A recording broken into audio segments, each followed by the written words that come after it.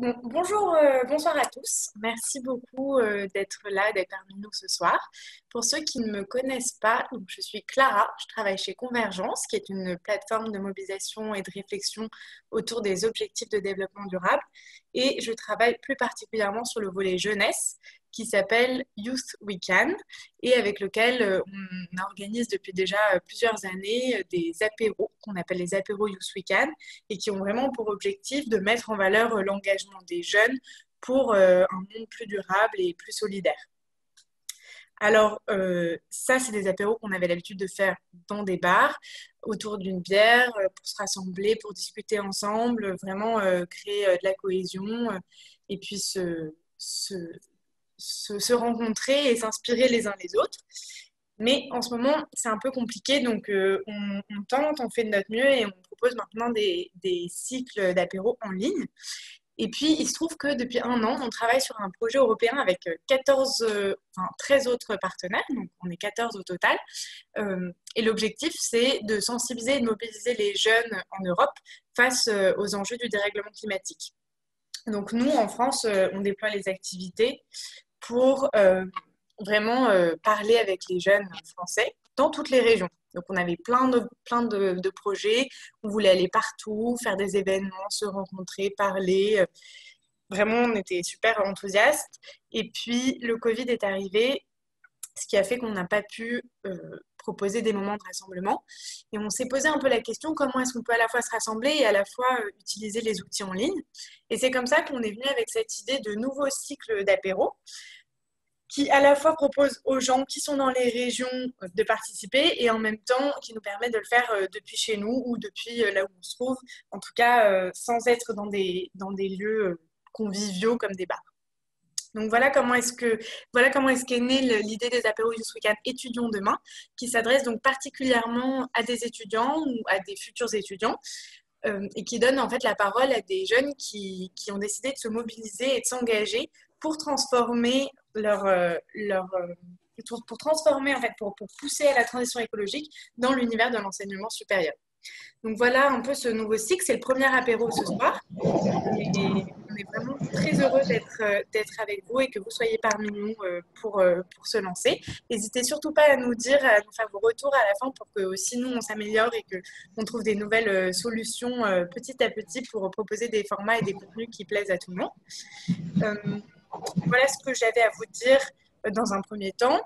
Il y a peut-être peut-être une petite chose, il y a le petit macaron en haut à droite de notre visuel qui vous a peut-être interpellé ou questionné. Peut-être que vous connaissez, peut-être que vous ne connaissez pas.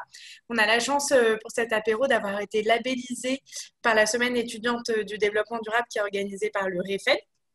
Peut-être que certains d'entre vous connaissent, d'autres ne connaissent pas. Et pourtant, c'est une organisation qui peut vous aider au quotidien quand vous êtes jeune, que vous êtes étudiant et que vous avez envie de vous engager. Donc, ce qu'on propose, c'est de donner quelques minutes à Noémie, qui est parmi nous ce soir, pour nous expliquer un peu de quoi il s'agit et nous présenter l'initiative avant de rentrer un peu plus dans le vif du sujet. Noémie, je te laisse la parole si tu le souhaites. Merci beaucoup Clara et bonsoir à tout le monde. Merci encore pour cette belle initiative, c'est super chouette. Donc le REFED, c'est le réseau français étudiant pour le développement durable. C'est une asso qui existe depuis 2007 au niveau national et qui a plusieurs antennes un peu partout en France.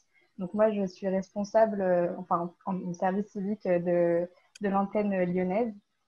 Et donc notre but, c'est de créer des synergies entre les associations étudiantes pour les motiver à créer des projets en lien avec la transition écologique et sociale.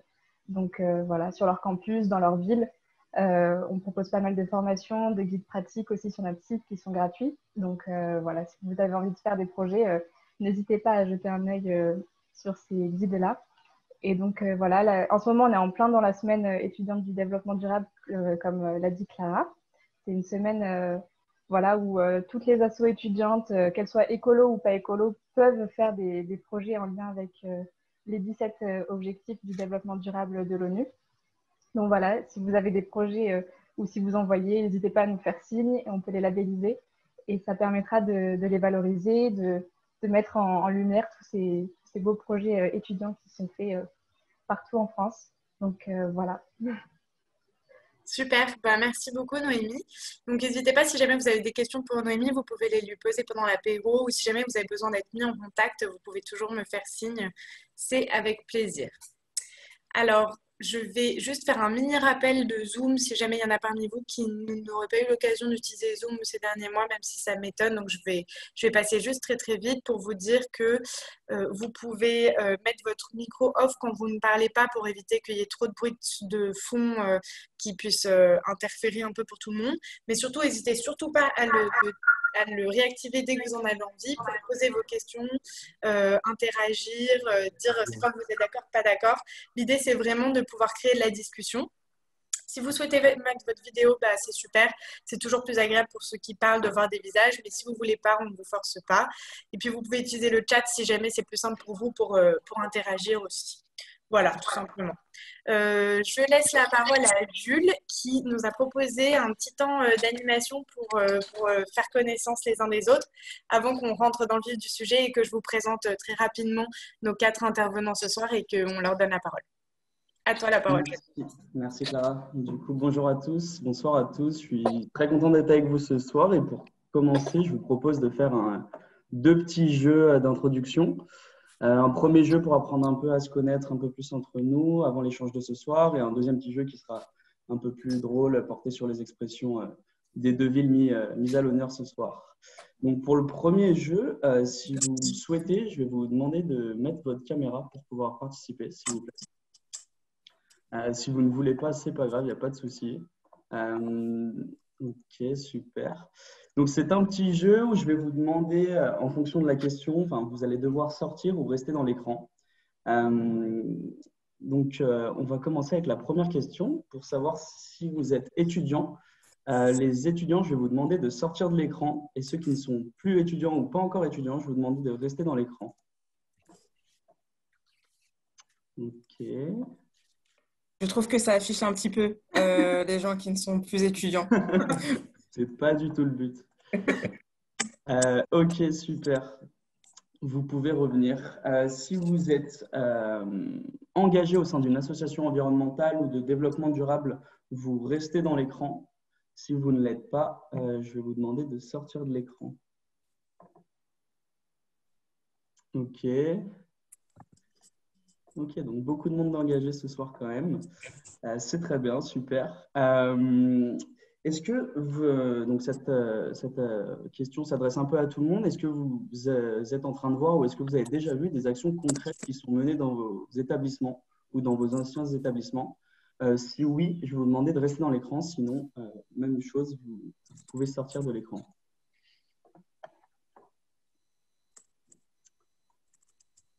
Ok, donc pas mal d'actions menées à ce que je vois. Petite question, est-ce que vous êtes plus chaud que le climat? Si oui, je vous demande de rester. Sinon, vous pouvez sortir. Mais je pense que tout le monde est plus chaud que le climat ce soir. Donc, c'est très bien. Yes. Et une petite question bonus, enfin, pour finir. Celles et ceux qui ont participé à une marche pour le climat ou à la dernière marche pour le climat de ce dimanche, faites coucou à la caméra. Voilà, vous pouvez vous faire signe si vous y avez déjà participé. Pas forcément celle de dimanche, une autre marche pour le climat. Ok, super. Ben, merci beaucoup pour avoir allumé vos caméras. Pour la deuxième petite introduction, deuxième petit jeu, vous pouvez l'éteindre si vous le souhaitez. Donc, c'est un jeu un peu plus drôle. Clara, si tu peux passer à la prochaine slide. Vu que nos intervenants viennent de Lyon ou de Marseille, je vous propose un petit jeu intitulé « Chair ou tarpin ». Ces deux expressions très belles de la langue française qui signifient beaucoup, archi pour les Parisiens. Donc, je vais vous donner un nom de lieu, d'activité, de personnalité ou même de plat qui vient de l'un ou l'une des deux villes. En fonction de cette activité, plat, lieu ou personnalité, vous allez devoir répondre cher, bien, bon, beau, ou ce que vous voulez, ou tarpin est la même chose. Est-ce que vous avez compris à peu près les règles du jeu? Oui. Ouais. Ok. Alors, on commence. Si je vous dis la basilique de Fourvière. Cher, je vois Camille Fauré qui répond cher, Cher. donc on a quelques Lyonnais quand même. Oui, il y a plein de Lyonnais. Il y a plein de Lyonnais. Oui, Noémie qui dit cher aussi. C'est une bonne réponse, effectivement. La basilique de Fourvière se trouve bel et bien à Lyon. Si je vous dis les calanques, Tarpin. Tarpin bien. facile. Tarpin. Facile.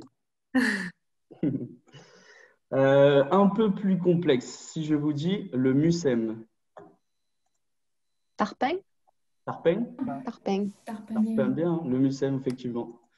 Le Mucem se trouve à Marseille. Le chef Paul Bocuse. Charbon. Charbon. Effectivement, notre plus grande réussite à Lyon, ce cher Paul Bocuse. Un sport maintenant, la pétanque? Tarpin. Tarpin. Tarpin fort. Ça, c'est pour les gens qui... Ah, Cher et Tarpin. Ouais, bon, on va dire que ça s'appelle la boule lyonnaise à Lyon, mais ça passe aussi, ça passe aussi. Ok, une petite dernière pour la route. Si je vous dis le panier, est-ce que les vrais Marseillais reconnaissent effectivement Tarpin, le panier, plus vieux quartier de Marseille? Voilà, super. Bah, merci beaucoup pour votre participation. C'était cool. Trop cool, merci beaucoup, Jules. Vous avez eu de la chance d'avoir Jules qui est à la fois lyonnais et marseillais. Effectivement, j'ai vécu dans les deux villes, donc je connaissais un peu ces deux expressions magnifiques. Merci beaucoup, Jules, pour cette petite intro. Donc, je pense que maintenant, tout le monde s'est mis en jambe et vous êtes prêts. On a la chance ce soir d'avoir 4 intervenants parmi nous. Alors, je crois que Clara n'est pas encore arrivée parce qu'elle, justement, elle a un événement lié à la semaine étudiante du développement durable en cours. Donc, j'espère qu'elle sera là à temps. Et puis, sinon, on inversera un peu l'ordre. Mais ce soir, on a la chance donc d'avoir 4 personnes, étudiants ou anciens étudiants parmi nous. Amélie, qui a étudié dans l'école d'ingénieurs à l'INSA à Lyon et qui va pouvoir nous partager beaucoup de choses qui ont été mises en place et qui ont été lancées pour faire bouger les lignes et notamment dans les enseignements. Ensuite, donc, on donnera la parole à Clara, qui est l'étudiante en école de commerce à l'EM et qui est présidente de l'association du Noise de l'EM. Elle pourra vous en dire un peu plus sur de quoi il s'agit. Après, on va donner la parole à Léa, qui se joint à nous, mais qui est en échange. Donc, merci encore pour ce petit effort, même si tu n'es plus sur le terrain, de pouvoir nous parler un petit peu de ton engagement et de comment est-ce que ça s'est passé lorsque tu as voulu te mobiliser pour ton campus à Kedge, Marseille. Et enfin, on donnera la parole à Marc Amoury, qui est en train de terminer ses études et de quitter Marseille pour aller faire son stage de fin d'études, qui était donc étudiant à Centrale et puis qui est membre pour un réveil écologique que certains parmi vous connaissent peut-être, mais il pourra revenir un petit peu plus en détail sur le fonctionnement de cette organisation. Voilà, donc Amélie, je te laisse la parole. Merci encore d'être parmi nous ce soir.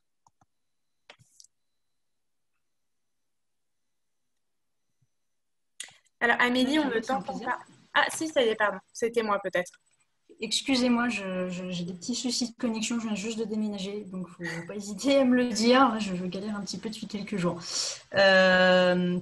Donc oui, effectivement, moi j'ai étudié à l'INSA Lyon de 2012 à 2019, donc je suis restée un temps certain, notamment parce que j'ai étudié au département génie électrique et j'avais un fort engagement en tant que représentativité des élèves, puisque j'étais élue étudiante dans diverses commissions de l'INSA, notamment au conseil d'administration et au conseil des études.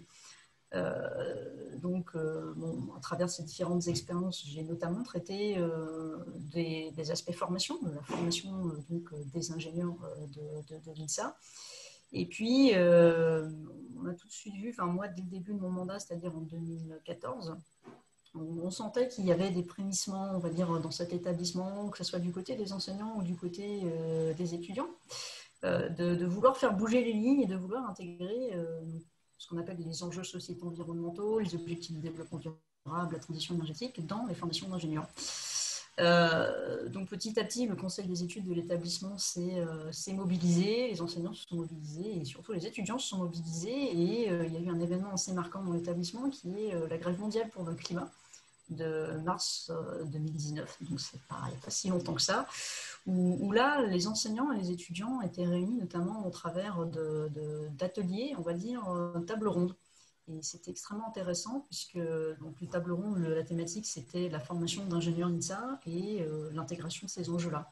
Et c'était très intéressant parce qu'autour de la table, il y avait donc des étudiants, donc des futurs ingénieurs, et des enseignants donc, qui enseignent aux futurs ingénieurs, qui ont chacun une vue différente de comment intégrer ces enjeux-là, comment, pourquoi, avec qui.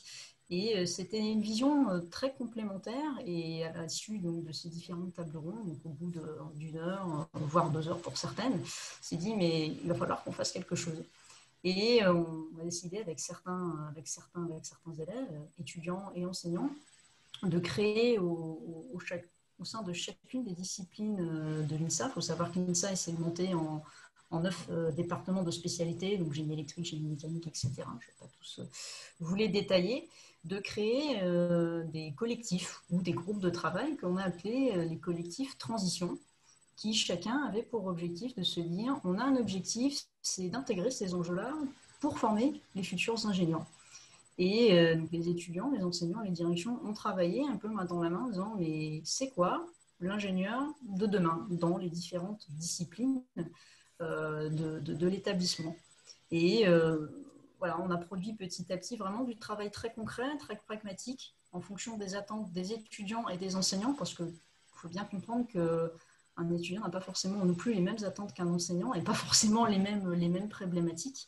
Et ceci nous a amené à voter vraiment et à acter le fait qu'on allait changer nos formations et de créer, on va dire, un chantier évolution de la formation au travers du vote de l'aide de cadrage.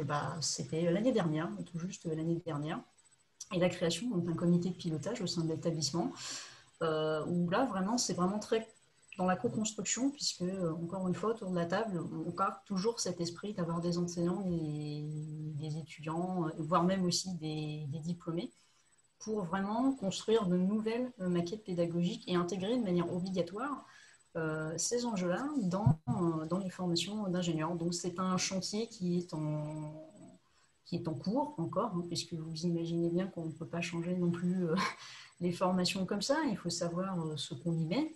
Il faut savoir aussi qui l'enseigne, parce qu'un enseignant-chercheur, aujourd'hui, la définition, c'est une personne qui enseigne le fruit de ses recherches. Donc, les enjeux sociétaux environnementaux étant quand même une vaste thématique, ça nécessite une analyse systémique, aussi des réflexions aussi pluridisciplinaires qui ne touchent pas que à la technique, mais également à tout ce qui est de la sociologie, de la métier, donc plutôt à des sciences techniques et sociétés. Donc ça nécessite aussi, au-delà de réinventer les formations, de réinventer aussi le métier d'enseignant-chercheur. Et ça, ce n'est pas non plus forcément évident.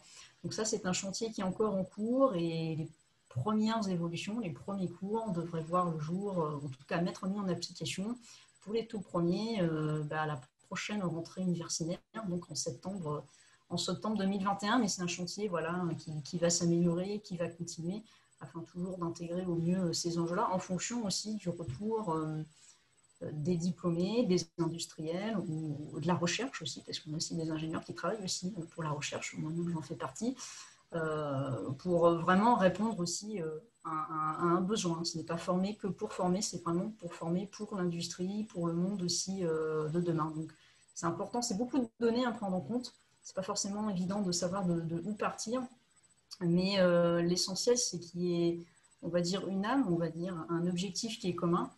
Et après, vraiment de prendre conscience que chacun, on a tous envie d'arriver vers cet objectif-là, mais qu'on n'a pas forcément la même, comment dirais-je, la même manière de percevoir les choses. Et je pense que c'est en écoutant vraiment les autres qu'on arrive à construire quelque chose. Nous, on avait fait des sondages, notamment auprès des étudiants, auprès des enseignants-chercheurs, en disant, mais au fait, est-ce que vraiment vous souhaitez intégrer ces enjeux sociétaux environnementaux dans les formations? Est-ce que vous vous rendez compte quand même du chamboulement, voire de la révolution que ça peut faire? Parce qu'intégrer ces enjeux-là, ça nécessite aussi de ne plus enseigner certaines matières. Et on se rend compte qu'à 90%, que ce soit alors, surtout les étudiants, les enseignants, la proportion était un peu plus faible, hein, c'était plutôt sur de 70, mais dit mais oui, on a envie de faire ça, on a envie de le faire. Et après, sur la manière d'y arriver, c'est là où les avis divergent.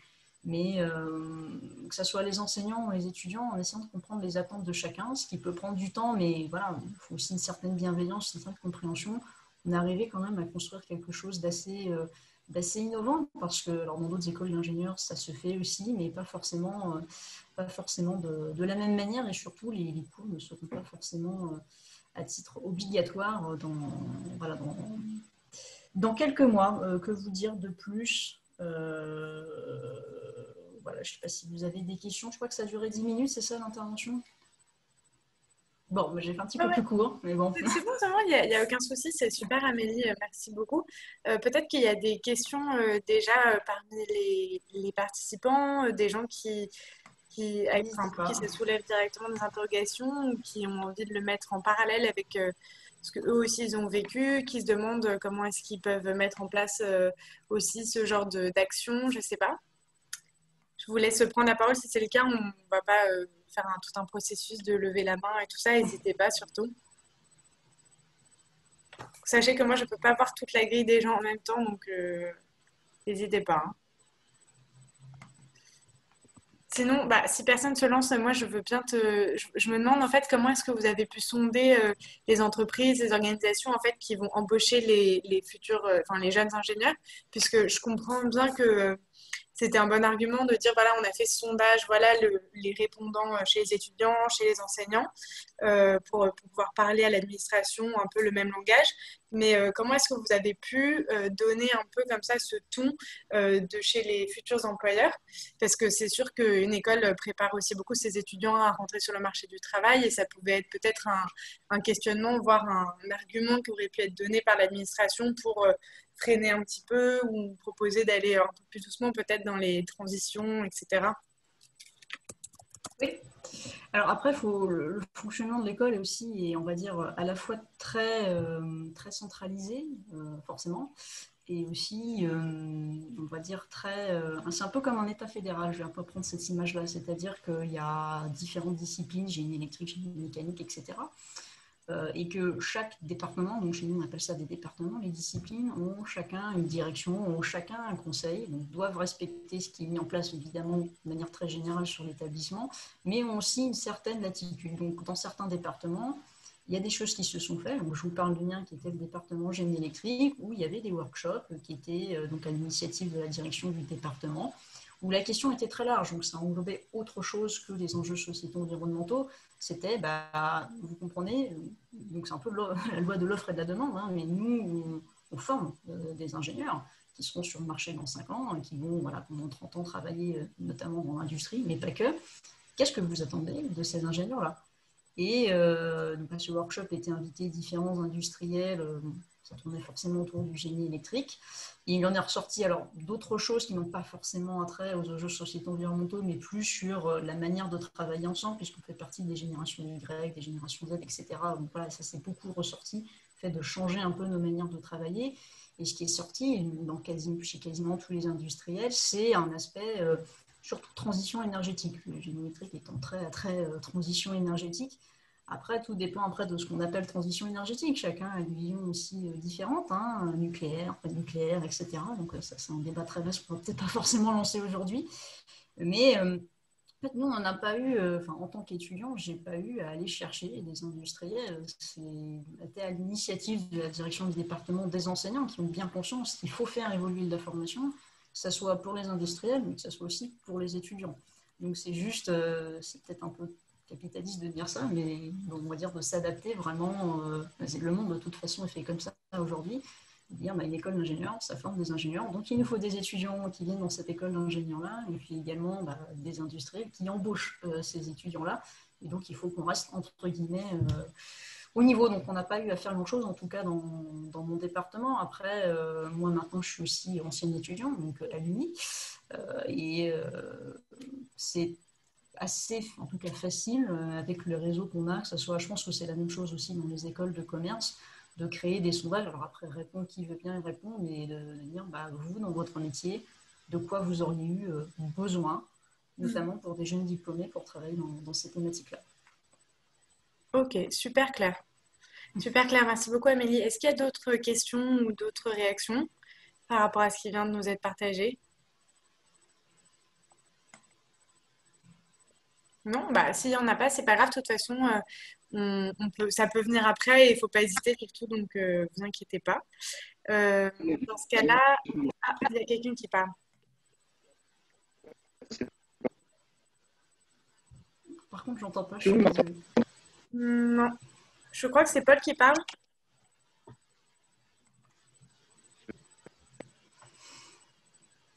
Allô, Paul, tu nous entends?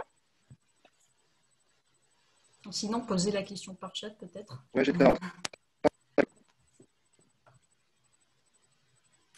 Bon, donc Paul, désolé, mais on ne t'entend pas du tout. Donc, tu peux poser ta question dans le chat si tu souhaites. Peux-tu revenir sur là où les plus grandes difficultés, s'il te plaît, te demande-t-il? Là où les plus grandes difficultés, c'est qu'il faut faire de l'énergie. Parce que, en fait, tout le monde a envie de faire quelque chose.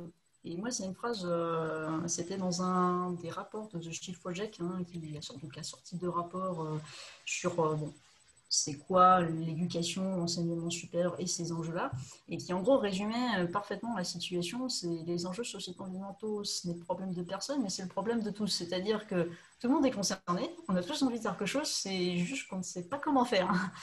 Et que la tâche, en fait, a l'air tellement, c'est vrai, elle est tellement grosse, tellement énorme, qu'on se dit non, mais j'y arriverai jamais tout seul. Et c'est vrai que tout seul, c'est impossible.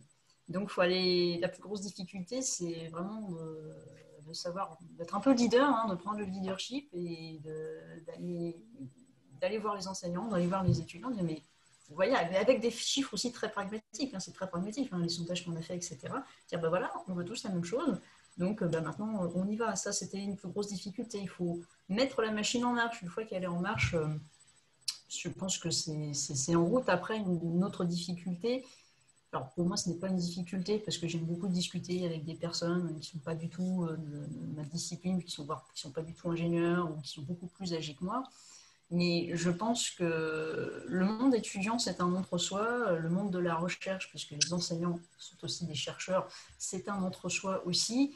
Et comme je disais tout à l'heure, on a tous envie de changer les choses, mais on a une vision différente de les faire. C'est important de comprendre les attentes aussi des autres, parce que c'est en comprenant aussi l'autre qu'on peut aussi, alors soit le combattre, si on veut le combattre, on va dire comme ça, parce qu'on n'est pas forcément d'accord avec lui, ou mieux comprendre, parce que souvent, moi j'ai eu le cas d'enseignants-chercheurs qui disent non, mais moi je ne veux absolument pas intégrer ces enjeux-là dans la formation. Donc on peut se dire, mais en fait, ils sont climato-sceptiques, etc. Alors que ce n'était pas du tout ça. Au contraire, c'était moi, en fait, je ne me sens pas de le faire parce que je ne suis pas formée pour ça. Mais voilà, la réponse qui est très facile, c'est de dire mais je ne veux pas intégrer ces enjeux-là. Donc dire ok, il est climato-sceptique et donc chacun se met dans ses retranchements. Alors que en fait, la difficulté pour ces enseignants, c'est la plupart, c'est pas du tout qu'ils ne veulent pas le faire, c'est qu'ils n'ont pas les mêmes compétences et les moyens pour le faire. Donc ils disent non, je ne veux pas le faire parce que je ne sais pas faire et que j'ai pas envie non plus qu'on m'enlève 10 heures, 15 heures de mes cours que je juge très important aussi. Donc, c'est savoir écouter les autres et en écoutant les autres, ça permet aussi de convaincre et de gagner aussi la confiance, de dire je m'intéresse à ton travail, je m'intéresse à ta condition étudiante. Ça peut être une difficulté, je pense, pour bon nombre de personnes, ou pour moi, c'est ma came, on va dire, mais ça peut être aussi une difficulté et un frein. Je dirais. Voilà les plus grosses difficultés. Après, je vous dis, une fois que la machine est en marche, ça se passe relativement bien. Super, merci beaucoup Amélie. Je vois que Paul te lance un pouce en l'air. Okay. Donc je pense que tu as bien répondu à cette question et c'est vrai que c'est aussi un sujet super intéressant finalement la formation des enseignants parce que c'est pas tout de vouloir évoluer. Mais c'est vrai que c'est encore un gros frein en fait, hein. C'est-à-dire que bon, l'enseignant-chercheur n'a pas toutes les compétences en main pour enseigner ces enjeux-là. Alors, toujours Ouais.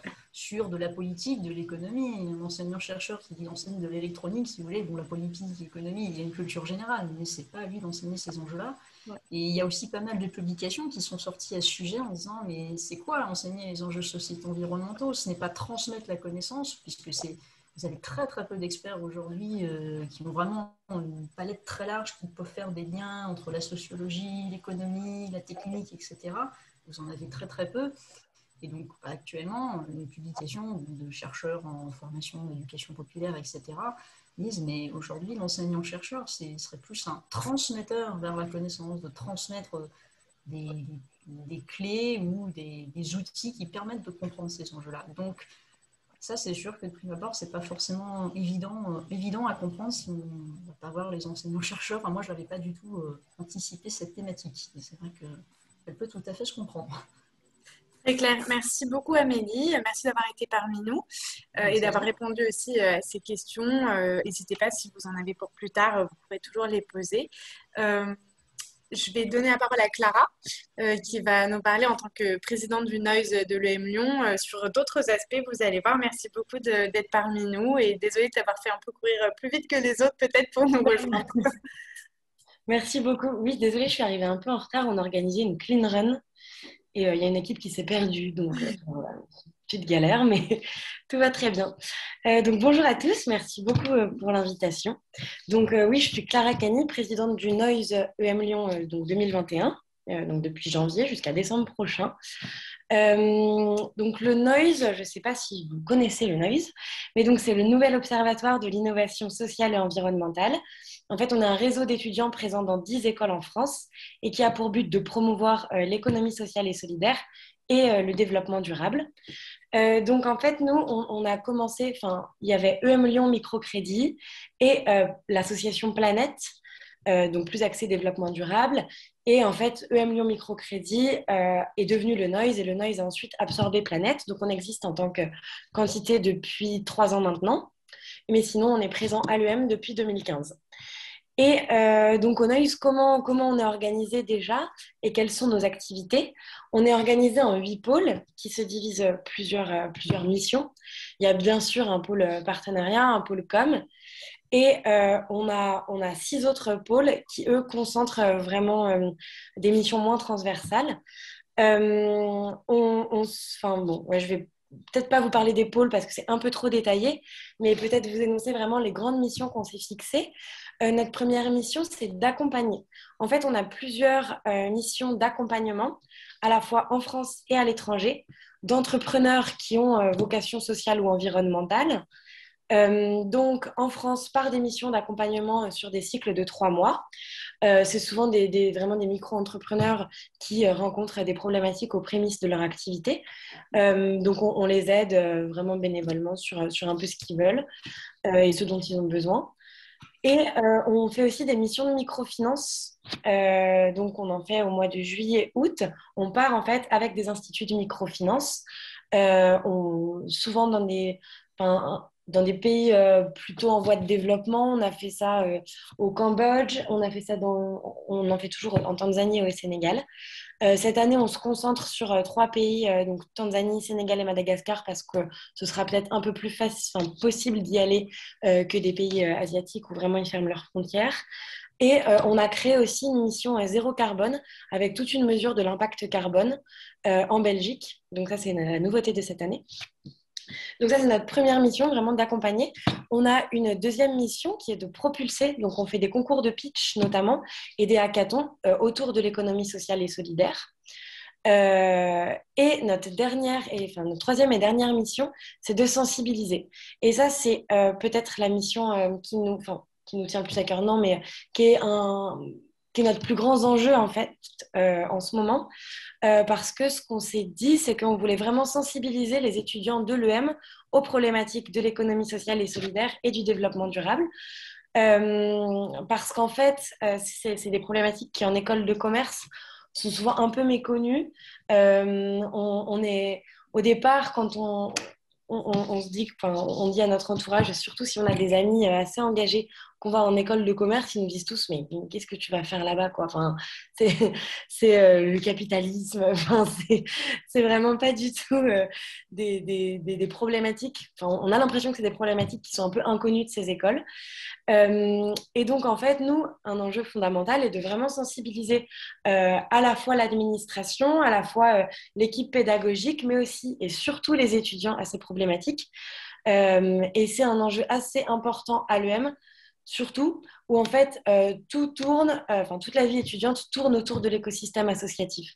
Et donc, autour de la visibilité, beaucoup de popularité, on parle d'assobot, de machin, enfin, c'est des trucs qui nous sont un peu inconnus et qui nous paraissent complètement euh, un peu aberrants quand on est en dehors de l'école, mais au final, c'est quand même comme ça que ça marche. Et nous, on s'est dit comment on peut essayer d'être visible et de sensibiliser les étudiants à ces causes, sachant que les étudiants sont vraiment très sensibles à l'écosystème associatif. Donc ça, c'est vraiment, on a identifié avec le mandat, c'est notre enjeu de cette année et c'était également l'enjeu du mandat de l'année dernière parce qu'on a l'impression que nos missions d'accompagnement, on arrive vraiment à les mener à bien. On commence à être un peu connu dans l'écosystème lyonnais. On est présent aussi avec Make Sense à Lyon, on fait des hold-up, on fait beaucoup de choses aussi avec l'écosystème lyonnais. On a vraiment un assez gros agenda, enfin pas agenda, comment on dit, répertoire d'entrepreneurs sociaux qu'on aide, etc. Donc en fait, tout ça, on est assez content de nous et on se dit, c'est vraiment sur la bonne voie. Mais vraiment, en termes de sensibilisation des étudiants de l'école, c'était plus compliqué. Et donc, cette sensibilisation, on l'a fait par rapport à plusieurs axes. Déjà, on a un pôle environnement qu'on a consolidé parce qu'en fait, on était très présent sur les problématiques d'innovation sociale et environnementale, mais pas tant sur la sensibilisation aux enjeux environnementaux. Et donc, on a consolidé notre pôle environnement et là, on a deux choses qui permettent vraiment de sensibiliser les étudiants de l'EM. La première, c'est avec le REFED, on a vraiment consolidé notre semaine du développement durable et donc là, on est en plein dedans, d'où ma course juste avant, parce que c'est une semaine assez riche où, en fait, chaque jour, on organise en partenariat avec des associations de l'EM des événements. Et on a réussi, malgré le confinement, alors c'est bon, on ne sait pas si on pourrait y aller demain, mais c'est quand même, on a été très contents. On a réussi à créer des événements aussi sur le campus et aussi en présentiel, comme la Clean Run là. Et sinon, on a des webinars. Donc, par exemple, avec l'association de course, on a fait une clean run. Avec l'association de luxe, on a fait une table ronde sur la RSE dans le luxe, le sourcing des produits, etc. Avec PNP PNP, pardon, l'association de Plug and Play, donc de jeux vidéo, mais aussi de digital, un webinar sur la pollution numérique. Donc voilà, et tout au cours de la semaine, on essaie vraiment de développer ça. Et ça marche vraiment super bien parce que l'année dernière, on a réussi à avoir plus de 1500 participants. Donc ça a vraiment bien marché. On a ciblé aussi des personnes extérieures à l'EM. Et là, cette année, là, on était une trentaine quand même à la Clean Run. Donc c'est des trucs qui marchent bien. Et en fait, chaque année, on voit que les étudiants sont de plus en plus séduits par ces problématiques. Et au début, on avait vraiment l'impression qu'on nous voyait comme l'association de Baba Cool de l'EM, vraiment avec tout pleine de stéréotypes. Alors, on nous voit toujours un peu comme ça, hein, quand on nous voit, on dit tout le temps, vous, de toute façon, vous mangez du quinoa. Enfin, ça n'a aucun... C'est vraiment bourré de stéréotypes. Mais en fait, on se rend compte qu'il y a quand même la plupart des étudiants de l'EM qui nous posent plein de questions, qui sont super curieux de ce qu'on fait et qui en fait sont aussi assez engagés. Et en creusant, on se rend compte que les étudiants d'école de commerce, c'est pas que ce qu'on a en tête, des personnes qui vont forcément faire de la finance ou du conseil. Et en fait, il y a plein de gens qui sont super sensibles à ces problématiques et qui se disent pourquoi pas être dans une asso engagée justement pour donner un peu de sens à mes années étudiantes.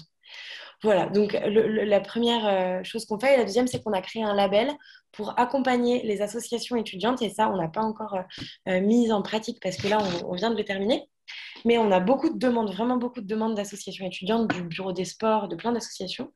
Et donc, en fait, on va les accompagner à rendre leurs événements plus responsables. Donc, on a créé 5 vignettes. Il y a plus le volet social, plus le volet transport, alimentation. Et donc, on va les accompagner en amont sur la préparation de leur event. Et pendant l'événement aussi, on va staffer et on va bien sûr juger, entre guillemets, pour voir si ils sont cohérents avec ce qu'ils nous ont promis. Et à la fin, on va leur attribuer un score, en fait, suivant les vignettes. Donc voilà, c'est des mesures, c'est ce qu'on fait aussi pour sensibiliser vraiment les étudiants, les étudiants de l'EM. Et donc, plus sur l'aspect innovation sociale environnementale, c'est toujours des webinars. En fait, on essaie d'en faire une fois par mois ou tous les 2 mois sur des problématiques assez intéressantes. On en a fait un sur la Convention citoyenne pour le climat avec Loïc Bouillon-Dio. Enfin, on essaie vraiment d'avoir des intervenants qui peuvent vraiment intéresser les étudiants. Donc voilà, on fait tout ça. Et aussi, bien sûr, on ouvre nos missions de microfinance à l'étranger aux étudiants de l'EM. Et on essaie de prendre pas que des personnes qui ont envie de partir au Sénégal, mais des personnes qui sont en fait vraiment séduites et engagés dans aussi la microfinance, qui s'y connaissent un peu et qui sont intéressés par ça. Et en fait, on se rend compte qu'il y en a et que ça plaît. Donc voilà, nous, vraiment, ce qu'on a essayé de faire à l'EM, parce qu'on s'est dit que c'est là-dessus qu'on pouvait avoir le plus d'impact. Sur tout le volet, je ne sais pas si... Ah oui, j'ai beaucoup parlé, pardon. Sur tout le volet administration, on est beaucoup... Enfin, on a eu pas mal de... On est beaucoup sollicité par l'administration. On a beaucoup de calls avec l'administration. L'année dernière, on a réussi à mettre en place une rentrée climat pour tous les nouveaux étudiants de l'EM. Et en fait, il y a des gens du Noise, mais c'était un peu extérieur au Noise. C'était un peu sur la base du volontariat, qui avaient déjà leur formation et qui pouvaient devenir formateurs, qui l'ont fait. L'EM a fait beaucoup d'efforts dans l'offre de cours et vraiment, c'est un des enjeux stratégiques de la nouvelle administration de l'EM qui est présente cette année. C'est vraiment d'intégrer des cours beaucoup plus axés sur les problématiques environnementales et il y en a déjà. Et ça, pour le coup, je pense que les anciens mandats du Noise ont beaucoup travaillé pour ça et on voit que ça a marché, donc c'est plutôt cool. Voilà. Et tout ce qui concerne le campus, il y a un collectif qui est vraiment plus centré sur les problématiques des campus et du recyclage des déchets et tout sur le campus. Donc ça, pour le coup, c'est pas trop nous. Voilà pour ce qu'on fait à l'EM et il y a encore beaucoup à faire. Et notre grand enjeu, c'est vraiment la communication, du coup. Réussir à être visible et à faire en sorte que les gens soient... qu'on ait de plus en plus de participants à nos événements pour sensibiliser encore plus les étudiants. Super, Clara, c'était super clair. Merci beaucoup à toi.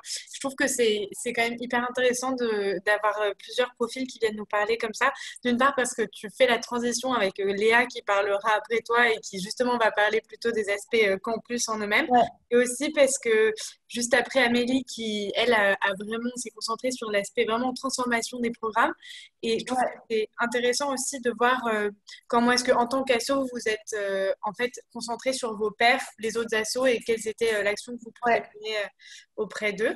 Donc, je ne sais pas si ça donne lieu à des questions ou des réactions de certains et certaines parmi vous. N'hésitez pas surtout si vous avez envie de réagir ou de poser des questions ou si vous êtes étonné de certains éléments que vous avez envie de partager. Vous n'êtes pas très bavard ce soir. Moi, j'avais peut-être une question. Ah bah, vas-y, je t'en prie. Dites que vous travaillez avec l'administration de votre école. Comment ça se passe? C'est des actes de sensibilisation ou ça va peut-être un peu plus dans le fond en tapant un peu dans la fourmilière alors, moi, c'est vrai que je suis très axée sur la transformation des enseignements. Mais en gros, comment ça se passe? Pareil, un peu la même question. Quelles sont les difficultés? Qu'est-ce qui n'est pas les difficultés? Parce que j'imagine que les problématiques sont complètement différentes en école de commerce, que c'est pas du tout la même manière, je pense, d'aborder un problème. Et je pense que c'est très intéressant parce que nous, je pense que ce qui manque en école d'ingénieur, c'est l'aspect, on va dire, management, économie. Et j'ai aussi des amis d'ailleurs qui ont étudié à l'EM ou dans d'autres écoles, HEC, etc. Ils me disent, nous, ce qui nous manque, c'est la technique. Ça, c'est vrai. Et pareil, vous parliez de partenariats. Alors, est-ce que les partenariats, c'est que des partenariats associatifs? Quel type d'association? parler d'économie solidaire, oui, ça fait partie effectivement des thématiques des écoles de commerce, mais voilà comment tout ça, ça s'imbrique les uns dans les autres, quelles sont les interactions avec l'administration. Parce que c'est toujours intéressant de savoir comment ça se passe, les relations avec les administrations. C'est toujours compliqué. Donc nous déjà, faut savoir que l'EM a eu beaucoup de petits problèmes de gouvernance ces derniers temps. Et donc, c'était très compliqué d'avoir des relations avec l'administration parce que le personnel changeait tout le temps. Donc, en fait, pour établir une relation pérenne, c'était vraiment compliqué. Et là, cette année, il y a une nouvelle administration qui a pour le coup beaucoup de projets et surtout fait de la responsabilité. Enfin, ils ont pour but de devenir une entreprise comment on appelle ça, pardon, à mission. Oui, voilà. L'EM a pour but de devenir une entreprise à mission. Donc, ils sont hyper engagés et leur objectif en termes à la fois de responsabilité sociale de l'EM, parce que l'EM est une entreprise, et aussi de l'offre de cours sont hyper ambitieux en termes justement de sensibilisation aux enjeux sociétaux et environnementaux, et surtout aux problématiques environnementales. Donc nous, quand ils nous parlent de leurs objectifs, on n'a pas grand-chose à dire, parce que vraiment, c'est exactement ce qu'on voulait les dernières années.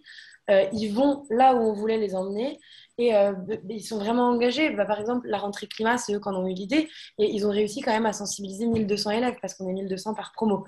Alors grâce à nous, et grâce aux étudiants, parce qu'en fait, c'est les étudiants qui ont été formateurs quelquefois, enfin souvent. Mais donc, ils sont très ambitieux. Donc, nous, nos relations avec l'administration, ça va être de les accompagner. Quand ils nous demandent qu'on les aide sur des projets, on essaie de les aider.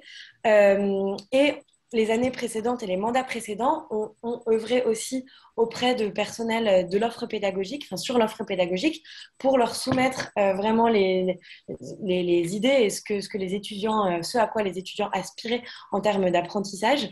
Mais pour le coup, ça a été entendu et ça a été assez respecté. Et en fait, ils ont été assez novateurs même dans l'offre de cours. Donc là-dessus, pour le coup, on n'a pas grand-chose à dire, même si tout n'est pas parfait, bien sûr. Mais là, on a encore une réunion avec l'administration parce que pour le coup, ils nous sollicitent beaucoup. Notamment juste pour nous rencontrer en fait. Ils veulent rencontrer plusieurs associatifs, mais dont le Noise, juste pour nous demander si ça nous bien, si ce qu'on pense de l'offre pédagogique, etc. Donc en fait, on a l'impression d'être assez écoutés. Et là, pour le coup, on leur a dit que nous, on trouvait ça très ambitieux et on était assez satisfaits de l'offre de cours, sachant que peut-être ça manque un peu de technicité et c'est des cours qu'on peut qualifier de un peu bullshit ou Oui. ça manque peut-être de technicité. Mais là, c'est la même problématique dans les écoles d'ingénieurs. Ouais. Excusez-moi, je vous coupe, mais c'est la même problématique. C'est-à-dire que, bon, côté technique, je ne me fais pas trop de soucis, on arrivera à le faire. Après, dès qu'on va toucher, et indéniablement dans ces enjeux-là, on touche à des enjeux politiques, économiques. Ouais. Voilà, l'INSA Lyon étant une école d'ingénieurs, nous avons des profs d'économie, etc. Mais déjà, rien que le terme entreprise à mission, je ne sais pas ce que c'est. Donc, forcément, mais voilà, parce qu'on n'a pas le même langage.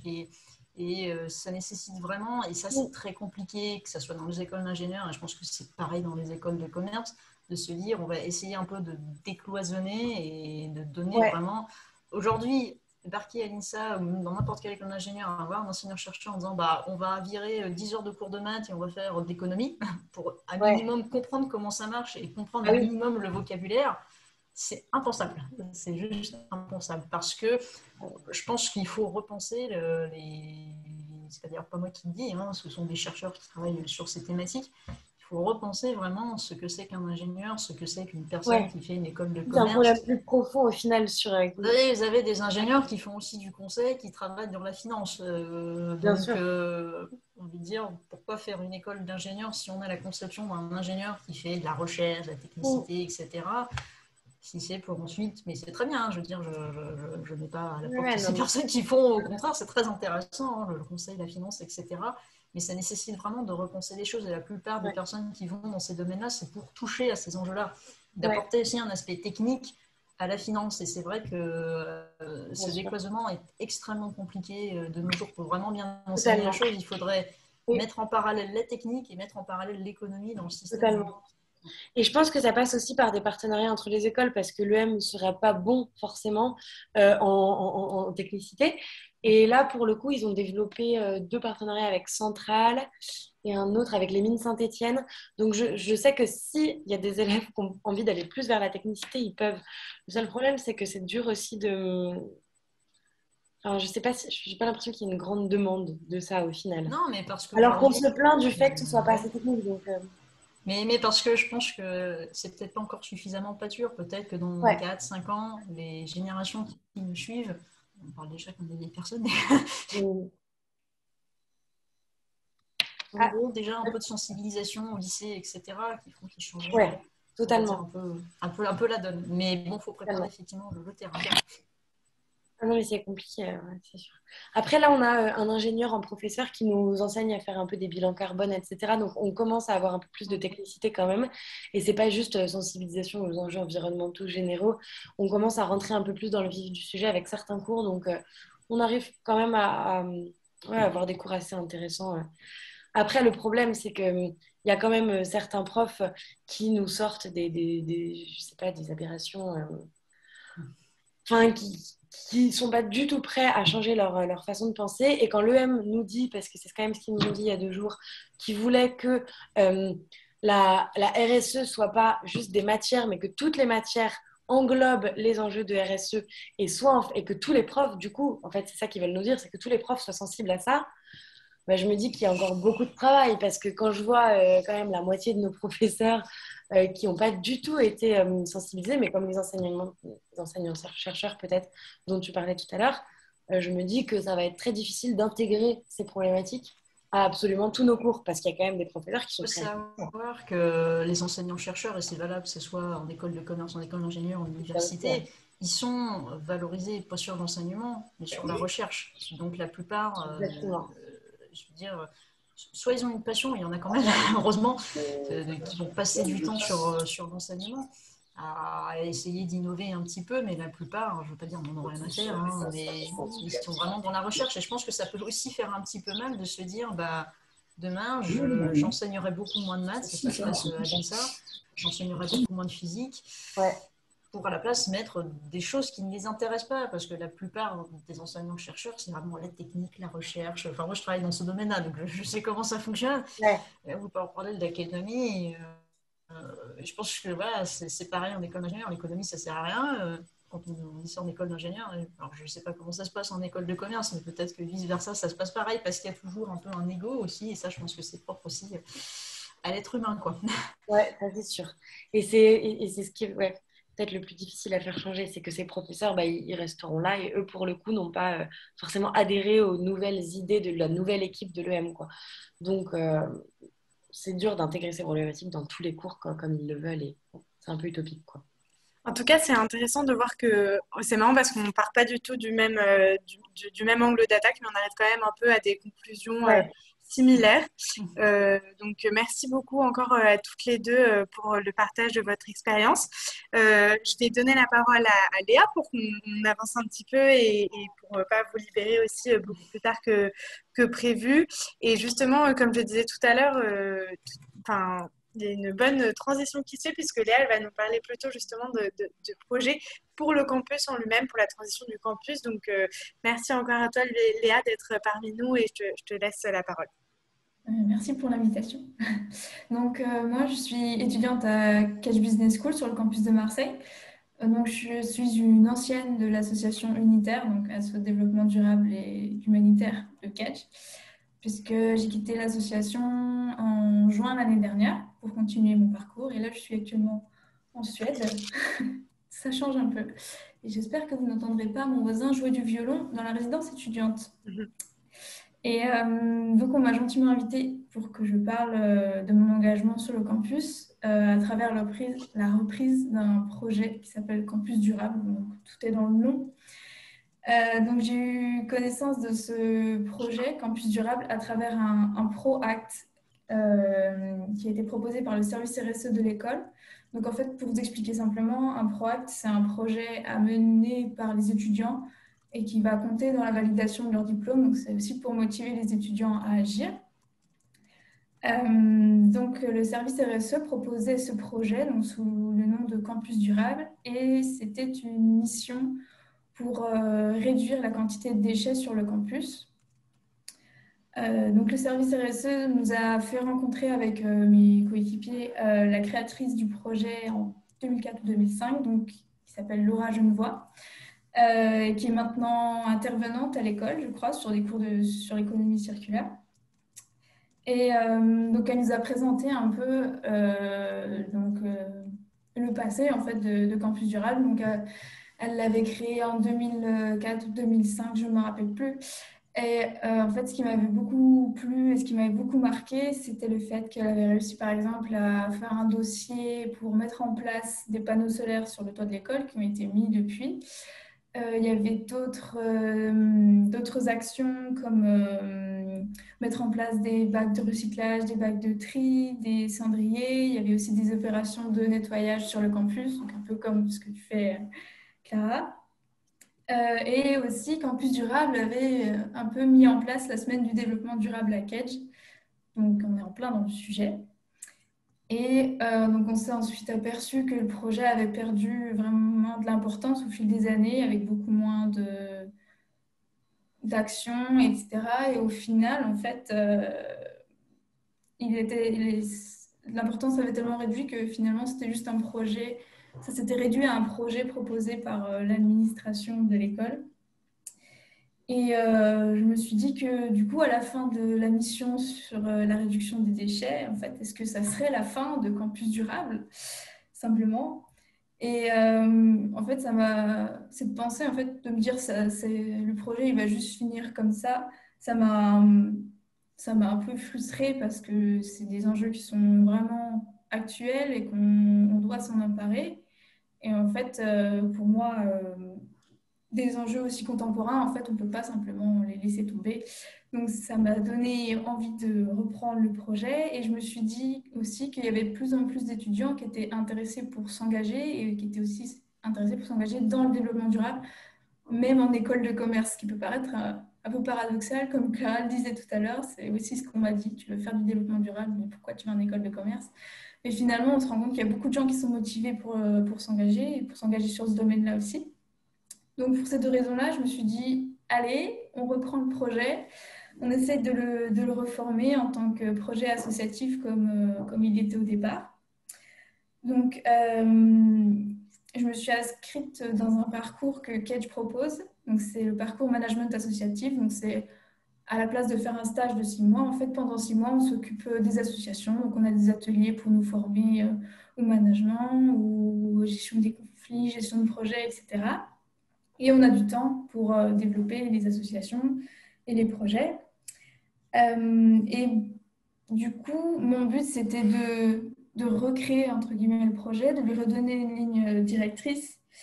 Donc, vu que la mission que nous avait donnée le service RSE portait déjà sur la gestion des déchets, on s'est dit pourquoi pas continuer sur cet axe-là.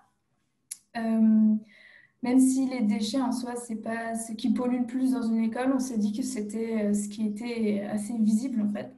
Et que les progrès ils pouvaient être visibles. Et ce qui est visible, c'est motivant aussi. C'est se dire qu'on a réussi à faire quelque chose. Et on voulait aussi sensibiliser les étudiants à ce sujet-là, donc au zéro déchet. Donc on a essayé de sensibiliser les autres associations étudiantes aussi dans un souci de visibilité. C'est un peu les mêmes problématiques qu'à l'UM. Donc au zéro déchet pour essayer de sensibiliser le maximum d'étudiants. Donc il a fallu recruter une équipe. Donc on était 6 dans le projet. La former. Donc par exemple sur les questions du zéro déchet, je me suis appuyée sur un cours en ligne sur le zéro déchet qui a été proposé par l'Université des Colibris. Et aussi sur le guide du REFED vers un campus responsable pour savoir un peu de quoi on parle, parce qu'on n'est pas du tout professionnel, hein, c'est juste on est motivé et on veut en apprendre plus et on veut en faire plus. Et du coup, avec Unitaire, on a décidé de réintégrer le projet Campus Durable dans l'association Unitaire et pas de le laisser de manière indépendante pour 2 raisons. On trouvait que c'était logique de raccrocher à Unitaire par rapport aux enjeux qu'on voulait traiter, développement durable.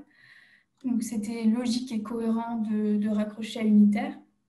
Et aussi, ça permettait au projet de bénéficier du soutien de l'association, que ce soit en termes de connaissances, en termes de structure. Par exemple, Unitaire organise des perles papier cadeaux à Noël. Donc, on emballe les cadeaux des gens et ça permet de récolter des fonds pour les projets, donc pouvoir mener des actions après. Et surtout aussi, on a eu un soutien en termes de communication grâce à Unitaire, que ce soit pendant les périodes de recrutement ou même plus en général et à l'extérieur aussi. Et on a été assez soutenu aussi par le service RSE de l'école qui nous a un peu suivis sur le projet. Et donc aujourd'hui, donc ça fait 2 ans que j'ai relancé le projet. Donc aujourd'hui, il existe toujours, même si le Covid ne nous a pas du tout facilité la tâche. Mais le projet est toujours là. Donc aujourd'hui, c'est une équipe de 3 personnes. Donc elle fait de la sensibilisation sur les réseaux sociaux, parce que c'est un peu dur des fois de faire des actions sur le campus quand on n'y est pas. Et elle travaille actuellement avec le service RSE pour améliorer les goodies, donc les cadeaux d'entrée qu'on a à l'école, pour qu'ils soient un peu plus durables et qu'on n'ait enfin plus des gourdes en plastique emballées dans du plastique et encore autre plastique. Et donc voilà ce qu'ils font actuellement. Et pour ma part, du coup, j'étais contente d'avoir osé reprendre un projet parce que je ne savais pas si j'avais les épaules pour au départ, mais du coup, j'avais envie de le faire et ça m'a appris plein de choses qui pourraient être utiles dans un futur travail, qu'on pourrait en parler en entretien, que ce soit de la gestion de projet, de la gestion d'équipe, gestion de conflits. Enfin, ça ouvre vraiment, on peut vraiment s'améliorer sur plein de sujets différents. Et je pense que s'engager dans un projet quand on est à l'école, c'est le meilleur moment pour le faire, parce que normalement, on a le temps de s'engager. Et parce que plus tard, quand on aura un travail, etc., on se dit, ah, bah, je m'engagerai plus tard, etc. Là, on a quand même l'opportunité de le faire pendant nos études.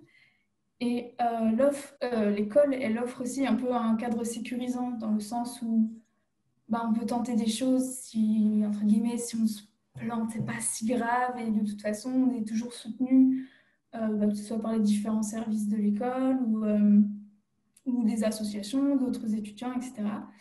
Donc, c'est un bon moyen de se lancer, en fait, et voilà, il ne faut pas hésiter finalement à se lancer dans quelque chose qui nous plaît, parce qu'on va apprendre plein de trucs et c'est très formateur, et à la fin, on sera content et on sera un peu fiers de nous quand même, juste de s'être engagé, de voir que ça continue et que d'autres sont prêts à reprendre le flambeau.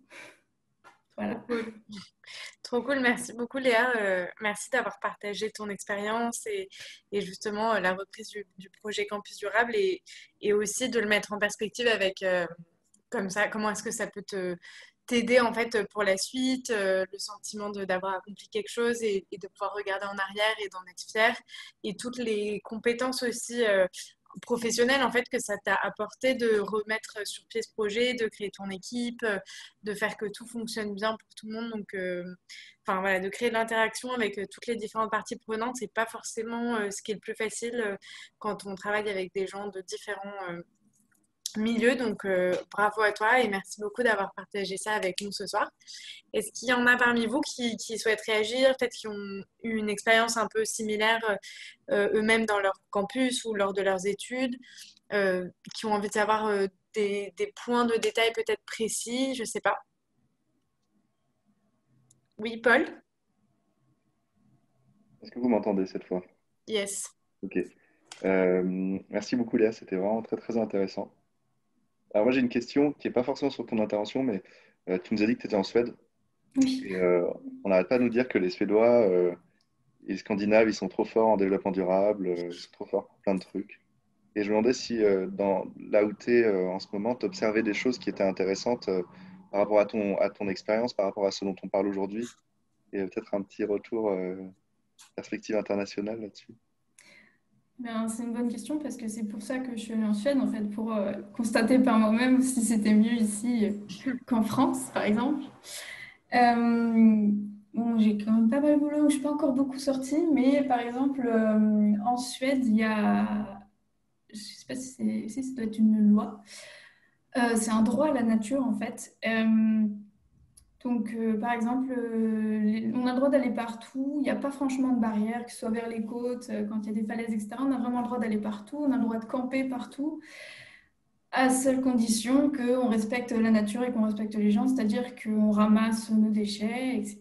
Donc, c'est vrai que j'ai constaté que c'était plutôt propre sur la question des déchets.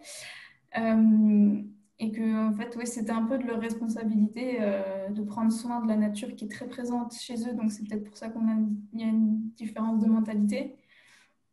Et les tout petits, ils sont éduqués très tôt au ramassage de déchets, choses comme ça. Ils font des ramassages à l'école. En fait, ça devient naturel pour eux parce qu'ils ont toujours baigné là-dedans. Donc, en fait, ce respect de la nature et des autres, en fait, c'est un peu plus ancré qu'en France et qu'à Marseille. Ça fait un peu un choc de passer de Marseille à la Suède, mais niveau propreté.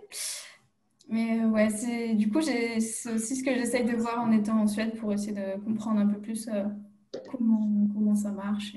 Et au sein de la fac, il y a des trucs un peu, enfin, tu as des exemples un peu de. En ce moment, Bah, j'ai pas du tout de cours en présentiel, donc à l'intérieur de la fac, je ne sais pas. Mais il y a des associations aussi. Après, je pourrais pas franchement donner des détails parce que je me suis pas tellement renseignée dessus. Mais après, par exemple, dans les cours, il y a tout le temps une dimension de développement durable dans chaque cours quand même. ok. Plus qu'en France, c'est un peu plus Intégré. ouais, voilà, intégré, distillé dans chaque cours que voilà. Ok. Bon, bah, tu ramèneras peut-être des bonnes pratiques en France à ton retour si tu décides de rentrer. Si je rentre. Super. Bah, merci beaucoup, Léa. C'est super sympa d'avoir témoigné avec nous ce soir. Donc, surtout depuis loin. Ah, il y a Clara qui veut te poser une question. Oui, j'avais juste une petite question. Tu disais que donc, dans votre projet, tu étais en lien avec le service RSE de Kedge. Mm. Nous, on a un peu, enfin, on est beaucoup même en lien avec le service RSE de l'EM. On a des rapports un peu compliqués. Enfin, compliqués. En fait, on a du mal, je trouve, on a l'impression que des fois, ils utilisent peut-être un peu nos actions pour redorer leur image. Et notamment en termes de communication. Des fois, on fait des trucs, ils n'en parlent pas. Et puis, des fois, on fait des trucs, c'est un peu. Même nous, on n'a pas passé beaucoup de temps à le faire et tout. Mais comme la photo est assez belle, ils la mettent sur tout leur réseau et ça buzz. Enfin, là, par exemple, à la dernière Clean Run, justement, il y avait une photo juste d'une poubelle comme ça. Ah, ouais, ils l'ont mise à toutes les sauces. Et donc, nos rapports avec justement le secteur RSE de l'EM sont un peu compliqués parce qu'on a l'impression qu'ils nous utilisent un peu et que peut-être, des fois, ils pourraient faire des trucs peut-être un peu plus par eux-mêmes. Mais en même temps, on n'a pas envie d'être dans cette démarche parce qu'on a envie de travailler avec eux et Ouais. vraiment Donc, c'est un peu compliqué. Je ne sais pas comment vous gériez ça. Je peux comprendre parce que en fait, ça dépend, on va dire, des thèmes, des actions. Je sais que le service RSE, il travaille par exemple beaucoup sur la question des transports parce qu'il y a un campus à Bordeaux, un campus à Marseille. Ouais. Donc, eux, ils se focalisent plus sur ces questions-là. Et après, par exemple, ouais, ils ont donné une mission sur les déchets. C'est comme ça que j'ai connu le projet. Donc, des fois, c'est un peu commandé, peut-être, on va dire ça comme ça. Mais après, ça donne aussi du grain à moudre, on va dire. Ouais. Et, et après, le service RSE, quand même, sont quand même d'un grand soutien, que ce soit en termes d'idées, en termes de mise en relation avec des personnes extérieures. Ok. Après, des fois, oui, la différence, des fois, la limite entre qui a fait cette action-là, Ouais. qui se l'approprie, des fois, c'est un peu vague, mais on se dit que c'est pour un bien un peu plus général et Voilà, on t'as raison. continue de bosser comme ça. T'as raison, je pense que c'est ce qu'il faut se dire.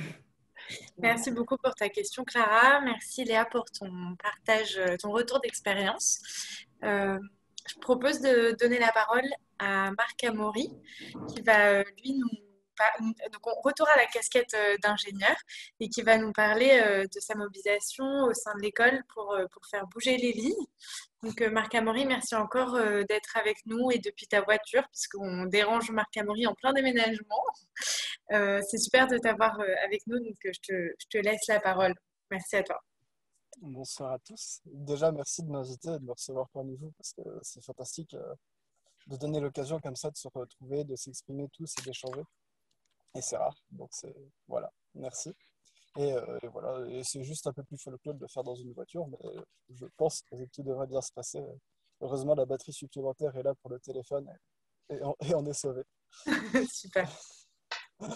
Donc moi, c'est Marc Amaury. Je suis en dernière année d'école d'ingénieur à Marseille. Et donc, je déménage vers mon stage de fin d'études qui est dans les hydroliennes marines et qui est un choix que j'aurais pas pu anticiper en commençant dans l'école.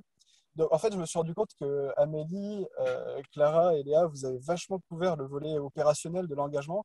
Et donc, j'ai essayé de revenir plus sur le parcours et comment moi, je me suis amené à évoluer parce que j'ai le sentiment que c'est ça qui pourrait peut-être apporter quelque chose à tout le monde. Et je reviendrai plus rapidement sur l'engagement, mais en fait, vous avez déjà tout dit sur comment s'engager, quels sont les plus grands freins. Enfin, ça va faire une énième redite l'employabilité, c'est compliqué quand on veut faire changer les choses ou encore la formation des enseignants. Donc ça ne sera pas passionnant. Donc, en fait, moi, je suis devenu ingénieur parce que je voulais travailler dans l'aéronautique et c'était ma grande passion depuis tout jeune. Et donc, c'était mon objectif unique de la prépa jusqu'à ma césure, donc il y a moins d'un an, jusqu'à il y a 6 mois. Et donc, j'ai fait un premier stage chez Dassault. En césure, j'ai travaillé 6 mois de stage, puis 2 mois en CDD chez un constructeur d'hélicoptères qui s'appelle Hélicoptère Guimbal. Et j'arrive à la fin de ces 8 mois qui étaient en fait dans ma césure, et la deuxième partie, c'était les voyages. Et puis là, le Covid tombe, et donc je retrouve ma copine qui habitait à La Réunion à ce moment-là, et finalement, c'est la seule chose que j'ai pu faire avant d'être complètement bloqué, comme tout le monde. Et tout s'arrête, et tout s'est arrêté autour de moi, et ça a été un vrai tournant parce que j'ai pris le temps de m'intéresser à mon mode de vie, de m'intéresser à ce qui se passait autour. Et ça n'a pas été un choc, c'est un mot assez fort, mais ça a été une véritable prise de conscience au sens de nos modes de vie, de jeunes diplômés ou de bientôt diplômés, d'étudiants avec plein de moyens et des super écoles pour nous filer les clés de compréhension du monde et de son fonctionnement. En fait, nos modes de vie, c'est le nœud du problème, globalement, dans le climat. Et donc, j'ai commencé à m'intéresser au climat aussi avec de la rationalité, avec des gens comme ici. C'était des choses qui, pour moi, avant, le combat écologique était très, finalement, pour moi, il n'était pas assez empreint de rationalité. Et donc, comme pas empreint de rationalité, j'avais pas envie de m'y intéresser parce que je me disais, mais qu'est-ce qu'il raconte? Ça n'a pas de sens d'être contre le nucléaire, alors qu'en plus, il y a une personne sur deux qui est contre le nucléaire en disant que c'est parce que ça rejette des gaz à effet de serre. Je me dis, c'est qu'ils ont absolument rien compris à la question. Donc, ça ne m'intéresse même pas d'aller discuter avec eux. J'ai autre chose à faire ailleurs.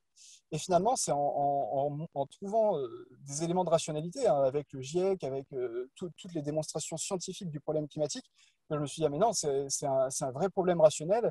Et il y a eu vraiment urgence, et c'est la chose dont il faut se saisir, et c'est le combat à mener. Et donc, c'est un peu tout ça qui s'est passé dans ma césure, et ça, en fait, ça a tout changé au point que j'ai décidé de changer de carrière. Donc, j'ai fait une dernière année en génie maritime, et c'est pour ça que j'ai bossé maintenant dans les hydroliennes, parce que je me suis dit, bah, le mieux pour un ingénieur, je ne sais pas, mais ce qui m'a fait le plus vibrer, c'est de me dire je vais bosser pour le problème énergétique parce que je pense que c'est la clé de voûte de nos sociétés et de notre fonctionnement, donc j'ai envie d'y apporter une réponse. Et pour couper court au débat ENR nucléaire, je pense qu'il n'y en a pas. Je pense que c'est deux solutions qui doivent vivre et travailler de concert, et que en fait, ce qui doit changer, c'est les points d'application. Et donc l'hydrolien, c'est juste pour moi une façon de trouver aussi un endroit où m'immiscer et où comprendre de l'intérieur comment ça fonctionne, les manques qu'il peut y avoir ou aussi les lobbies qu'il peut y avoir derrière tout ça. Et en parallèle de vouloir changer de carrière, je me suis dit, un travail, ça restera de toute façon un compromis entre des enjeux écologiques et mes valeurs et en même temps des acteurs industriels. Et donc, j'ai envie de m'engager, et c'est pour ça que j'ai décidé de m'engager au sein de Pour un réveil écologique, qui est un collectif issu d'un manifeste qui a été publié, alors je vous dis rapidement, publié en 2018, 30 000 signatures d'étudiants, paf, les co-rédacteurs, plus des gens qui s'agrègent autour pour se dire, en fait, on a une vraie voix, on a quelque chose à porter, donc on en fait un collectif. Ce collectif, il a deux branches, une branche plutôt entreprise sur les faire changer, dénoncer le greenwashing, essayer d'aider des collectifs d'engager au sein des entreprises pour les aider à se retrouver, à leur donner des clés. En même temps, toute une partie sur l'enseignement. Il y a le kit enseignement que peut-être Clara peut vous partager, parce que moi, je ne peux pas le faire en pièce jointe depuis mon téléphone, mais qui est un, merci, qui est un guide en 5 étapes en fait, de comment on peut faire changer sa formation, comment on peut travailler. Alors, en fait, ça rejoint beaucoup ce que vous a raconté Amélie sur l'histoire de concertation des parties prenantes, d'aller échanger avec les gens, de se mettre à leur place, de comprendre leurs freins, pourquoi ça ne bouge pas, pourquoi ils voudraient bouger mais ils n'y arrivent pas. Et en fait, c'est tout ce travail qui est crucial dans l'engagement, c'est d'aller parler à plein de monde. Et ça ressortait vachement dans le discours d'Amélie. Et donc, c'est génial parce qu'en fait, finalement, on en revient tous aux mêmes conclusions à chaque fois. Et donc, ça, c'est mon engagement pour un réveil écologique. Donc, sur le côté enseignement, après, j'ai été aussi rapporteur du Grand Baromètre, que peut-être vous avez vu passer, qui est toute une salle de questions sur plein de domaines pour l'évaluation de ce que font les écoles en vue de la transition écologique et sociale. Et le rapport qui découle de toutes ces réponses aux questions a été publié assez récemment. Et en parallèle de tout ça, ça ne me suffisait pas vraiment de faire pour un réveil écologique parce que c'était très vaste et j'avais envie d'agir dans l'école parce que je me disais, mais il y a déjà tellement à faire rien qu'à Centrale Marseille, on peut vraiment faire bouger les choses. Donc, le contexte, c'est qu'il y avait déjà quand même des groupes de travail qui avaient été lancés par la direction sur les enjeux, donc il y en avait 6, dont un sur les enjeux socio-écologiques. Mais c'est des groupes de travail qui ont été assez critiqués alors qu'ils se voulaient finalement de la concertation de parties prenantes et qui ne l'étaient pas parce qu'il manquait des parties prenantes à la table. Et donc forcément, quand il manque des parties prenantes à la table, c'est tout de suite la porte ouverte à ce que le groupe de travail, même si ses conclusions sont bonnes et son travail est pertinent, à ce qu'il soit discrédité. Résultat, les alumni ne se sont pas sentis écoutés de ne pas avoir été suffisamment consultés dans ces groupes de travail. Les entreprises n'y étaient pas présentes. Et donc, ce qui en sort, c'est on est entre nous. Donc, ce qui en sort, c'est un peu un pugilat. Alors, le mot est fort, là encore. C'est plutôt des querelles internes, des combats d'ego entre les gens qui étaient présents à ce groupe de travail, qui veulent le faire aboutir parce qu'ils sont convaincus que c'est la bonne voie. Et moi, je le suis aussi. Mais le problème, c'est qu'ils n'ont pas employé la bonne méthode. Et de l'autre côté, les alumni qui disent attendez, on n'a pas été consulté, vous êtes sûr que vous faites les choses de la bonne manière, et qui disent aussi regardez, les entreprises, c'est quand même l'employeur final de vous, les jeunes ingénieurs, et nous, finalement, alors ce qui est génial, c'est que cet engagement au Centrale de Marseille, donc, alors je ne sais pas si je l'ai dit parce que je ne suis pas mes notes, du coup je suis en totale improvisation comme j'ai décidé de changer mon discours. On a fait une pétition parce qu'on s'est dit que c'était le meilleur moyen de montrer à la direction qu'au moins tous les élèves, qui étaient à destination des élèves et du personnel enseignant et administratif, mais qu'on a réussi à moins bien toucher malheureusement. Mais c'était de montrer en gros à la direction d'école, à l'administration, regardez, il y a tout cet écosystème autour qui veut changer et qui s'unit autour d'un texte pour dire nous on veut changer. Donc maintenant qu'on est tous d'accord, la question c'est plus est-ce qu'on va changer, c'est comment on fait pour changer. Voilà, l'idée c'était de dire ça. Et ce qui a été génial, c'est quand même auprès des élèves, on a presque un tiers des élèves présents sur le campus de Centrale Marseille qui a signé notre texte. Donc c'était un énorme levier d'impact. Et c'est ce qui nous a ouvert en fait toutes ces portes, d'aller parler aux alumni qui nous ont dit ah, mais ouais, mais nous on n'est pas contents de ce qui a été fait dans le groupe de travail parce qu'on a envie que ça change et on est d'accord avec vous sur il faut un tronc commun d'énergie-climat. Mais par contre, comment vous faites vous allez bosser dans des entreprises qui ne sont même pas consultées dans ce changement. Et ils ont raison de dire ça. Mais comme quand l'administration a aussi raison de dire ben moi, je sens qu'il y a des gens qui sont réticents, donc pour les gérer, ils ont raison dans le sens où ils ont identifié qu'il y avait des gens réticents au changement, mais ils les gèrent de la mauvaise façon en disant au lieu de les prendre en compte, on les exclut. Et ça ne marche pas. Parce que forcément, les gens ne voudront pas s'approprier ce qui a été imposé. Et donc, ça nous a amené à faire tout ça. Donc maintenant, on se retrouve dans un... Là, du coup, ce moment dans l'année, la tribune a été publiée. On a eu des espaces de dialogue avec plein de monde et des gens qui n'arrivaient pas à se réunir. Et maintenant, le but, c'est de continuer à faire du lobbying, d'essayer de s'assurer qu'il y ait une mise en place opérationnelle de tout ça, d'essayer de faire converger, de créer des synergies entre ces gens qui veulent finalement plus ou moins la même chose sans réussir à se le dire. Et finalement, ça m'amène un peu au point final de mon message, mais qui était un peu en filigrane tout long, qui était engagez-vous, c'est génial, et pour s'engager, il faut s'unir. Ce qui a été ouf, moi, c'est quand on a décidé de faire cette pétition, c'est de se retrouver à 5-6.